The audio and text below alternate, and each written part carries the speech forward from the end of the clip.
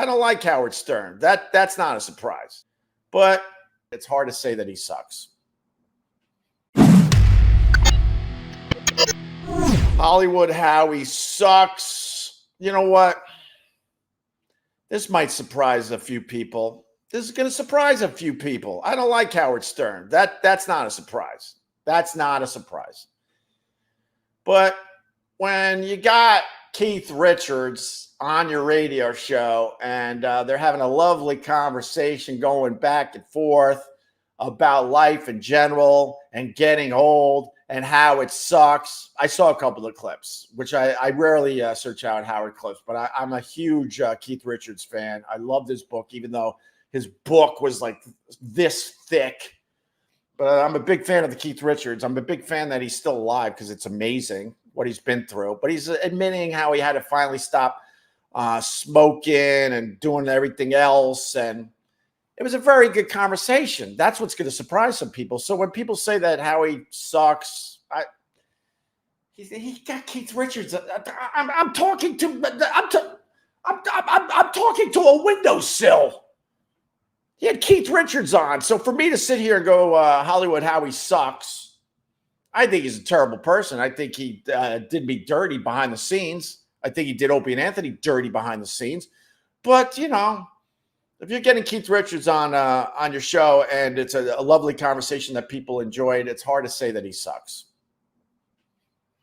That's what you get here, unfortunately. You get, like, the honesty. You're going to get me, like, literally complimenting people I don't like at all. That's where I'm a little different than other people. So Howard had Barbara Streisand on, so out of touch for his audience. Yeah, but that's like taking a chance too, man, right? I wouldn't want to listen to her babble, that's for sure. But if he had Barbara Streisand and then Keith Richards, that's kind of impressive. I'm not going to lie to you. It's kind of impressive. And then, you know, you could have anybody. Well, all right, I'll give you this. So when I was on Sirius XM, like, there are a bunch of star effers over there. They want you to be talking to celebrities. That's all they care about. Get celebrities on all our shows. And that could be good, obviously, especially if the celebrities open up. But a lot of these celebrities don't open up at all, and they're boring as all hell. And my thought is this, and it goes back to the Barbara Streisand. Oh, my God, I would never go, oh, my God, Barbara Streisand is on Howard. I got to tune into this. No. But if the broadcaster, the interviewer is interesting, they can make someone like Barbara Streisand interesting. And this is the argument I always had with upper management.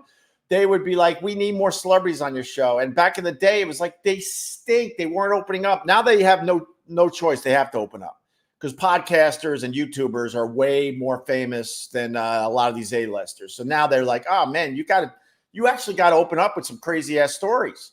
So the world has changed in that regard. But my thought always with radio was, it's whether it's an A-lister or a homeless guy, you know, you got to make these people interesting. And a lot of times the homeless guy was way more interesting than the A-lister. So with that said, you know, on paper, Howard Stern talking to Barbara Streisand, yuck.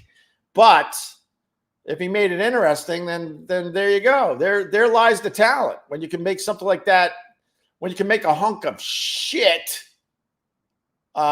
seem interesting.